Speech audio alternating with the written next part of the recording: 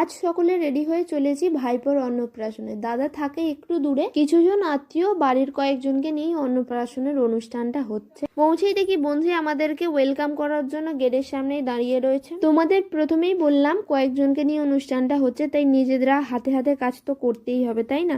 কাকু এখানে ভাত রান্না করছে।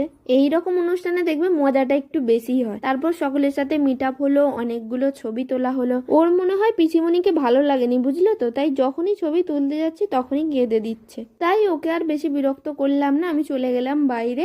বাইরে বেরিয়ে দেখি খাওয়ানোর জন্য জায়গাগুলো ডেকোরেট করা হচ্ছে। এই ছোট্ট ছোট্ট বঞ্জিগুলো অনেকটা হেল্প করেছিল। ভাইপোর মুখে ভাতটা কালকেই হয়ে গিয়েছিল, আজকে যেটুকু হয় আর কি। যতক্ষণ এসেছি ওর দিদি ভাইয়ের কোনো দেখা পাইনি, এতক্ষণ পরে পেয়েছি। দেখলাম খেতে বসে পড়েছে।